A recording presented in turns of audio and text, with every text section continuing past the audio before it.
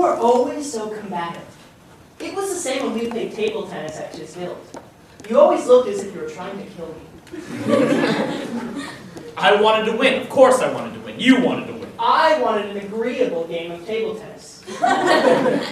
You couldn't see the expression on your face. I could see the expression on yours.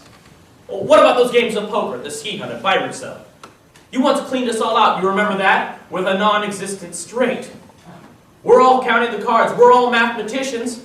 We're 90% certain he hasn't got anything. But on he goes, raising us. This insane confidence, till our faith in mathematical probability begins to waver, and we all throw in. I thought I had a straight. I misread the cards. I love them. Poor Niels. Poor Niels? He won. He bankrupted us.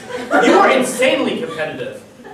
You once had us all playing poker with an imaginary deck of cards. You once played chess with Vassar on an imaginary board. Who won? You ask? And at Byron Cell, when we'd ski down from the hut to get provisions, even that you'd make into a race. Do you remember? When we were there with Weizsäcker and someone, you got out a stopwatch. It took poor Weizsäcker 18 minutes.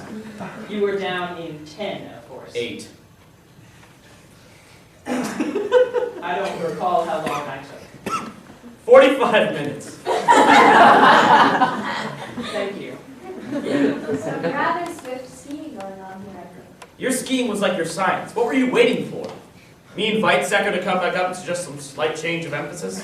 Probably. You were doing 17 drafts of each slalom. And without me there to type them out. At least I knew where I was. At the speed you were going, you were up against the uncertainty principle.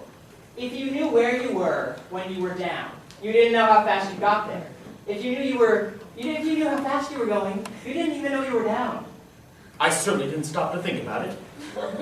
Not to criticize Heisenberg, but that might be what's criticized with some of your science. I usually got there all the same. Yes, you never cared what got destroyed along the way. As long as the mathematics worked out, you were satisfied. If something works, it works. Yes, but the question is always, what does mathematics mean? In plain language, what are the philosophical implications? I always knew you'd be picking your way, step by step down the slope behind me, digging all the capsized meanings and implications out of the snow. The faster you ski, the sooner you're across the cracks and crevices. The faster you ski, the better you think. Not to disagree, Heisenberg, but that is most interesting. By that you mean it's nonsense. But it's not nonsense. Decisions make themselves when you're coming downhill at 70 kilometers an hour. Suddenly there's an edge of nothingness in front of you. Swerve left, swerve right, or think about it and die. In your mind, you swerve both ways. Like that particle. What particle? The one you said goes through 2 different slits at the same time. Oh yes, in our old Vassar experiment, yes.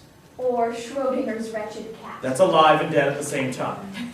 Poor beast. My love, it was an imaginary pact. I know. Locked away with an imaginary vial of cyanide. I know. So the particle's here, the particle's there. The cat's alive, the cat's dead. You swerved left, you swerved right. Until the experiment is over, that's the point. Until the sealed chamber is opened, the abyss detoured, and the particle has met itself again.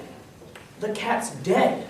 And you're alive. No, not so fast, Heisenberg. The swerve itself was the decision. Not so fast, not so fast. Isn't that how you shot poor Hendrik Casimir dead?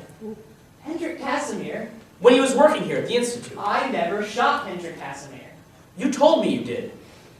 It was George Gamow. I shot George Gamow. Or you shot Hendrik Casimir. Gamow! He said that it was quicker to act than to react. To do something rather than to react to someone else who's doing it. And for that you shot. It was his idea. He went out and bought a pair of pistols. He put one in his pocket and I put one in mine. We went on with the day's work. Hours go by and we're arguing ferociously about, I can't remember, our problems with the nitrogen nucleus, I expect. When all of a sudden he reaches into his pocket. Cat pistols. Cat pistols, of course. Margaret was looking a little worried.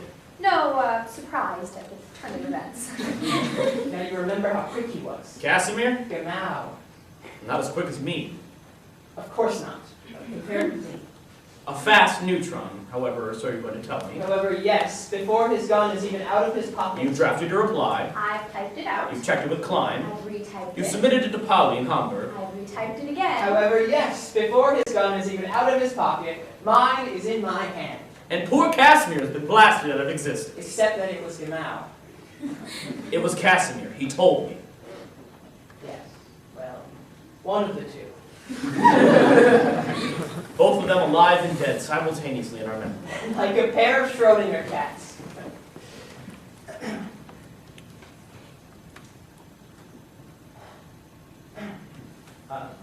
Where were we? Skiing. Or music. There's another thing that decides everything for you. I played the piano and the way seems to open up in front of me. I simply have to follow. That's how I had my one success with women. At a musical evening at the Buchings in Leipzig. We've assembled a piano trio, 1937. Just when all my troubles are coming to a head, we're playing the Beethoven G major. We've just finished the scherzo, and I look up from the piano to see if the others are ready to start the final presto. And in that moment, I catch a glimpse of a young woman sitting at the side of the room. Just the briefest glimpse. And of course, at once, I carried her off to Byron's-Cell. We're engaged, we're married, the usual hopeless romantic fantasies. And then off we go into the presto. And it's terrifyingly fast. So fast, there's no time to be afraid. And all of a sudden, everything in the world seems easy. We reach the end, and I just keep on skiing. Get myself introduced to the young woman, see her home, and yes, a week later, I've carried her off to Byron-Cell. Another week, and we're engaged. 3 months, and we're married. All in the sheer momentum of that presto. But you were saying you felt isolated. You had a companion after all. Music? Elizabeth. Oh, yes, but what with the children and so on. I've always been so envious of the way you and Margaret are able to talk about everything. Your work, your problems, me, no doubt. Well, I was formed by nature to be a mathematically curious entity. Not one, but half of two. Mathematics becomes very odd when you try to apply it to people. 1 + 1 can add up to so many different sums. Silence. What's he thinking about now? His life or ours? So many things we think about at one time. Our lives and our physics. All these things that go into our heads that we know. Our private consolations. Our private agonies. Silence. And of course, they're thinking about their children. The same bright things. The same dark things. Back and back they come. There are 4 children alive, and the 2 children dead. Harold, I'm alone, Lord. She's thinking about Christian and Harold. The 2 lost boys, Harold. All those years alone in that terrible ward. And Christian, the firstborn, the eldest son. And again, I see the same few moments that I see every day. Those short moments on the boat, when the tiller slams over in the heavy sea, and Christian is falling. If I hadn't let him take the helm, Those long moments in the water. those endless moments in the When he's water. reaching for the life buoy. So near to touching it. I'm at Tisbeth. I look up from my work. And there's Niels standing in the doorway, silently watching me. He turns his head away, and I know at once what's happened. So near, so near. So slight a thing. Again and again the tiller slams over. Again and again. Niels turns his head away. Christian reaches for the life buoy. But about some things, even they never speak. About some things even we only think. Because there's nothing to be said.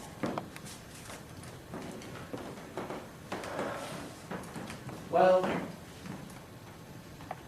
perhaps we should be warm enough. You suggested a stroll. In fact, the weather's remarkably warm. We shan't be long. A week at most. What? Our great hike through Zealand? We went to Elsinore. I often think about what you said there. You don't mind, my love. Half hour? An hour, perhaps. No, the whole appearance of Elsinore, you said, changed with our knowledge that Hamlet had lived there. Every dark corner there reminds us of the darkness inside the human soul.